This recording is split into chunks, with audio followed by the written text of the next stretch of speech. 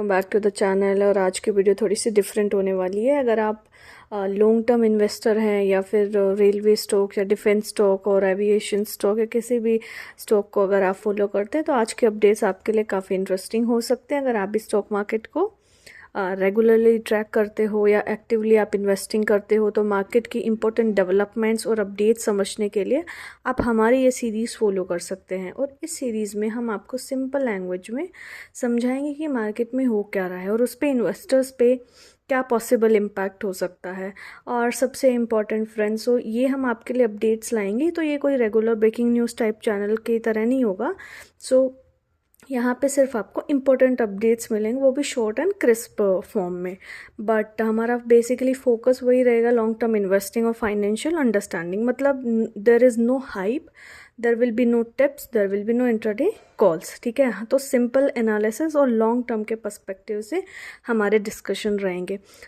एक यहाँ एक इम्पॉर्टेंट चीज़ समझना ज़रूरी है कि स्टॉक मार्केट में शॉर्ट टर्म न्यूज़ और एक्साइटमेंट बहुत होती है, बट हमको कभी भी उनसे बहुत ज़्यादा डिस्ट्रैक्ट नहीं होना। हमारे डिसीजंस हमारे रिसर्च के अकॉर्डिंग ही होने चाहिए। एंड एक wealth creation mostly long term के पेशेंस से आता, ना कि हमारे उन डिसीजन से जो कि हमारे एक्साइटमेंट या किसी भी फोमो की वजह से होता है। इसलिए अभी जब भी हम किसी भी सेक्टर को सडनली हाईलाइट करेंगे या हाईलाइट में आता है, बस आपको न्यूज़ समझना है कि मार्केट में चल क्या रहा है। तो हम भी दो चीज़ों का ध्यान रखेंगे कि आपको भी वो चीज़ रखनी है कि आप बिजनेस फंडामेंटल्स को देखिए, लॉन्ग टर्म ग्रोथ पोटेंशियल को देखिए। तो चलिए मार्केट के हम फर्स्ट अपडेट के बारे में देखते हैं। अब सीधा हम बात करते हैं रेलवे PSU स्टॉक्स के बारे में। फ्राइडे के ट्रेडिंग सेशन में रेलवे सेक्टर के कुछ स्टॉक्स में काफ़ी स्ट्रॉन्ग रैली हमको देखने को मिली है। मार्केट में काफ़ी बाइंग इंटरेस्ट हमको नज़र आया, स्पेशली कुछ स्पेसिफिक रेलवेज कंपनीज में। कुछ मीडिया रिपोर्ट्स के अकॉर्डिंग मिनिस्ट्री ऑफ रेलवेज की तरफ से एक प्रपोजल डिस्कस हो रहा है जिसमें इरकॉन और RVNL के पॉसिबल मर्जर की बात कही जा रही थी। जैसे ये न्यूज़ मार्केट में सर्कुलेट हुई उसके बाद रेलवे सेक्टर के स्टॉक्स में इन्वेस्टर्स की तरफ से स्ट्रॉन्ग बाइंग हमको देखने को मिली।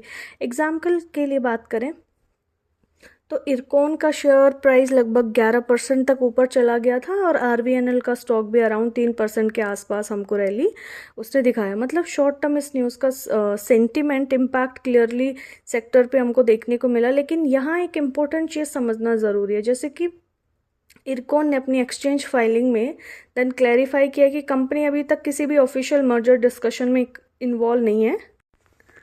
मतलब अभी हमें जो मूवमेंट देखने को मिली है वो मेनली रिपोर्ट्स और मार्केट स्पेकुलेशन पर ही बेस्ड है।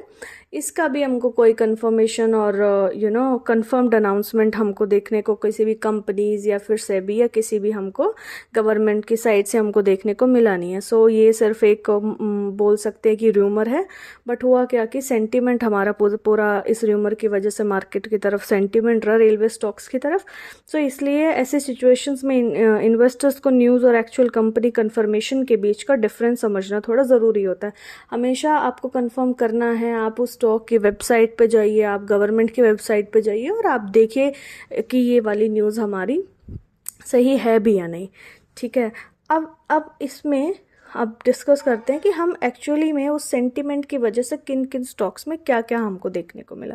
सिर्फ इरकॉन या RVNL में ही नहीं, बाकी रेलवे PSU स्टॉक्स में भी काफ़ी हमको मूवमेंट देखने को मिली। जैसे रेलटेल में अप्रॉक्स हमको 4% का अपसाइड मूवमेंट देखने को मिला। राइट्स में अराउंड बात करें तो 3.5% अप, IRFC में 1.5% अप।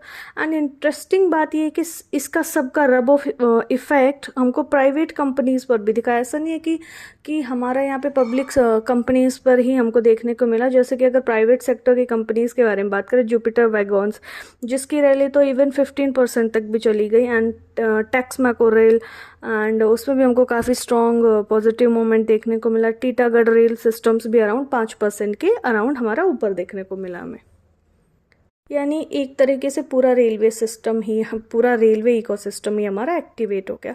अब एक हम, this is just like for your information and for educational purpose, जो कि एक जनरली एक इन्वेस्टर को पता होना चाहिए कि तो बेसिकली इरकॉन एंड आरवीएनएल जो कंपनीज हैं एक्चुअली में करती क्या हैं। तो थोड़ा इसको क्विकली से समझते हैं। सो इरकॉन एक इंजीनियरिंग और कंस्ट्रक्शन कंपनी है जो ट्रांसपोर्ट इंफ्रास्ट्रक्चर प्रोजेक्ट्स पर काम करती है। और इंटरेस्टिंग बात यह है कि इरकॉन सिर्फ इंडिया में ही नहीं बल्कि 31 कंट्रीज़ में 900 से ज़्यादा प्रोजेक्ट्स अपने कंप्लीट कर चुके हैं। दूसरी तरफ आरवीएनएल की हम बात करें तो बेसिकली रेलवे, ये एक रेलवे मिनिस्ट्री का एक एग्जीक्यूशन नाम है। हम बात करें तो मतलब ये रेलवे के बड़े प्रोजेक्ट्स जैसे इलेक्ट्रिफिकेशन, अगर ट्रैक को हमको एक्सपेंड करना है या फिर इंफ्रास्ट्रक्चर को अगर हमें डेवलपमेंट करना है, उनके इम्प्लीमेंटेशन का करने का काम आरवीएनएल कंपनी करती है। आपको जानकर काफ़ी सरप्राइज फील होगा कि इंडिया की रेलवे इलेक्ट्रिफिकेशंस का 25% से ज़्यादा काम आरवीएनएल कंपनी ने ही हैंडल किया है। ठीक है। एंड इसके बाद हम बात करें आईआरएफसी में क्या चल रहा है। इस बीच एक और अपडेट आई थी आईआरएफसी के रिगार्डिंग। गवर्नमेंट ने रिसेंटली आईआरएफसी में अपनी 2% स्टेक सेल करने का प्लान अनाउंस किया था through OFC, and OFC is offer for sale. So इसका अगर आपको आइडिया नहीं है तो आप कमेंट कर सकते हैं कि ऑफर फॉर सेल होता क्या। We will make an separate video for that.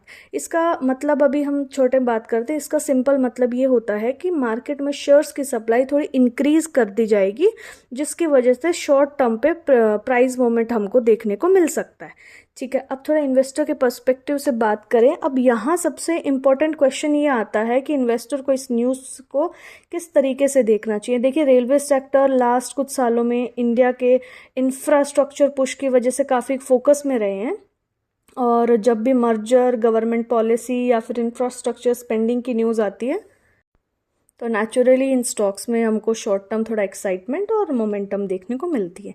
लेकिन लॉन्ग टर्म इन्वेस्टर्स के लिए इंपॉर्टेंट ये है कि सिर्फ न्यूज़ के बेसिस पर आप कोई भी डिसीजन ना लें। आप अपने कंपनी के फंडामेंटल्स को चेक करें एंड रिसर्च करें। सो ठीक है, चल अब हम नेक्स्ट इंपॉर्टेंट अपडेट की तरफ चलते हैं जो आज मार्केट में काफ़ी डिस्कशन में रहा और दिखने को मिला। सो रिसेंट ट्रेडिंग सेशन में डिफेंस सेक्टर के स्टॉक्स में स्ट्रॉन्ग मोमेंटम हमको देखने को मिला। पर्टिकुलर कुछ कंपनीज जैसे कि Bharat electric limited, that is BEL, garden reach ship builders and engineers GRSC and Mazagon dock ship builders, इन कंपनीज के शेयर में लगभग 6 से 7% तक की रैली हमको देखने को मिली। मतलब शॉर्ट टर्म सेक्टर में काफ़ी strong buying interest in companies में हमको नज़र आया है। और अगर ब्रॉडर सेक्टर की बात करें तो निफ्टी इंडिया डिफेंस इंडेक्स में भी हमको काफ़ी स्ट्रॉन्ग परफॉर्म करते हुए नज़र आ रहा है। इंडेक्स ने लाइक लास्ट ट्रेडिंग सेशन में अराउंड 3% से ज़्यादा गेन किया। और इंटरेस्टिंग बात यह कि भी इससे पिछले वाले ट्रेडिंग सेशन में भी इस इंडेक्स ने, that is India Nifty India defence index ने 2.5% तक का अब मतलब ऊपर का साइड इसने मूव दिखाया था। सो बात करें लास्ट में 3% का और उससे पहले वाले दिन में 2.5% का। सो ये कलेक्टिवली दो दिन तक लगातार इसने पॉजिटिव मोमेंट के दिया है। एंड इट इज़ लाइक, अब इसके बारे में हम बात करें कि बेसिकली इतना मोमेंट आने के पीछे इसका रीज़न क्या है। सो इस मोमेंट के पीछे एक मेजर फैक्टर आता है वेस्ट एशिया में बढ़ती हुई जियो पॉलिटिकल टेंशंस के बारे में। सो जैसे हमने आपसे बात की हुई है और you will find some videos on our channel as well कि जो यूएस और ईरान का जो जियो पॉलिटिकल टेंशंस हो रहा है और वो वॉर का जो कॉन्फ्लिक्ट हो रहा है उसके चक्कर में हमको ये डिफेंस के सेक्टर में अप मोमेंट देखने को मिली है। ओके। सो और हिस्टोरिकली हम बात करें, जब भी जियो पॉलिटिकली में अनसर्टेनिटी और अनस्टेबिलिटी जब भी होती है, सो तब इन्वेस्टर्स का अटेंशन थोड़ा डिफेंस कंपनीज की तरफ शिफ्ट हो जाता है, क्योंकि कंट्रीज़ को भी काफ़ी ज़रूरत पड़ती है जैसे कि missile, surveillance systems, drone, radar systems and defence equipment. And naturally expectation होती है कि डिफेंस कंपनीज को फ्यूचर में ज़्यादा ऑर्डर्स मिल सकते हैं। दैट्स वाई ये मूवमेंट्स हमको देखने को मिली है। एंड अगर सेक्टर मूवमेंट की बात करें, इंडेक्स तो जैसे कि हमने बोला कि 2 कॉन्जिक्यूटिव डेज में हमको अप देखने को मिला है। एंड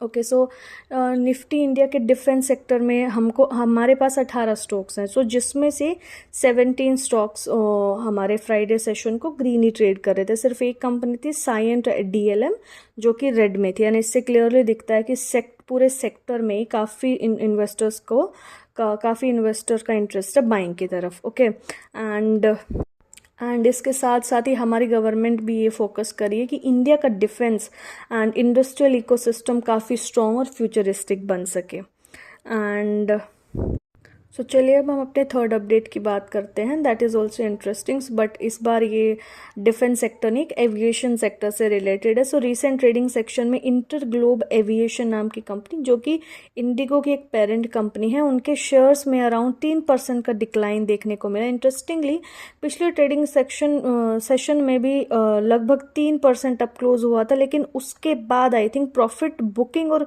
कुछ कंसर्न की वजह में जो स्टॉक में काफ़ी प्रेशर बन गया, और इस प्रेशर की वजह से आई थिंक ये हमको 3% का डिक्लाइन देखने को मिला है। और अगर हम वीकली परफॉर्मेंस देखें तो इस स्टॉक में ऑलमोस्ट ये स्टॉक में हमको अराउंड 9 to 10% का डाउन देखने को मिला है। सो इस मोमेंट के पीछे का रीज़न अगर हम की बात करें तो वही वेस्ट एशिया में बढ़ती हुई टेंशन एंड ग्लोबल ब्रोकरेजेस जैसे कि जेपी मॉर्गन एंड यूबीएस, इन्होंने भी काफ़ी हाईलाइट किया है कि वेस्ट एशिया के कॉन्फ्लिक्ट की वजह से एयरलाइन इंडस्ट्री पर काफ़ी प्रेशर आ सकता है।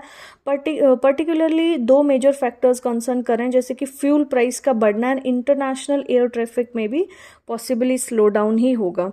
एंड फ्यूल कॉस्ट इम्पैक्ट की बात करें, सो एयर इंडस्ट्री के लिए फ्यूल कॉस्ट सबसे बड़ा एक्सपेंस होता है, और जब भी क्रूड ऑयल के प्राइसेस इंक्रीज होते हैं तो एयरलाइंस की प्रॉफिटेबिलिटी पर डायरेक्ट उसका इम्पैक्ट होता है, और इस वजह से ब्रोकरेज ने अर्निंग का थोड़ा सा कंसर्न रेज देखने को मिला, जिसकी वजह से हमको स्टॉक में 9% अराउंड डिक्लाइन देखने को मिला है। And there are like flight cancellations are there, so ये कैंसिलेशंस एक वीक तक तो कंटिन्यू होती हैं। सो अगर तो एस्टिमेट्स के अकॉर्डिंग अराउंड 32 करोड़ का प्रॉफिट कंपनी का इम्पैक्ट हो सकता है। एंड अगर इन्वेस्टर्स पर्सपेक्टिव की बात करें तो जियोपॉलिटिकल टेंशंस का इम्पैक्ट डिफरेंट सेक्टर पे डिफरेंट तरीके से पड़ रहा है। जैसे डिफेंस स्टॉक्स की बात करें तो उसमें लोगों का इंटरेस्ट बाइंग की तरफ नज़र आ रहा है, बट वहीं एविएशन सेक्टर में कॉस्ट प्रेशर और अनस्टेबिलिटी के कारण हमको जो है प्रॉफिटेबिलिटी कम होती हुई नज़र आ रही है, जिसकी वजह से स्टॉक प्रेशर में आके गिर रहे हैं। सो इसीलिए इन्वेस्टर के लिए थोड़ा सेक्टर डायनेमिक्स को समझना बहुत ज़रूरी होता है। तो दोस्तों we are just wrapping up this video. So अगर आप ऐसी वीडियोस के लिए हमको चाहते हैं कि लॉन्ग टर्म इन्वेस्टर्स के लिए क्या इंपॉर्टेंट है, कैसे उनको बिजनेस फंडामेंटल्स को देखना चाहिए, इंडस्ट्री के रिस्क क्या चल रहे हैं, क्या देखना चाहिए, क्या ग्लोबली इवेंट्स चल रहे हैं जिसकी वजह से उस पर्टिकुलर सेक्टर्स को इम्पैक्ट कर रहे हैं, वो एक बाइंग की तरफ जाएंगे, सेलिंग की तरफ जाएंगे। Basically there are no buy और sell recommendation in this video, but we will try to understand the business fundamentals. Okay, so इसके लिए आप हमको फॉलो कर सकते हैं guys, and if you have like the video you can like and subscribe us. Thank you, bye.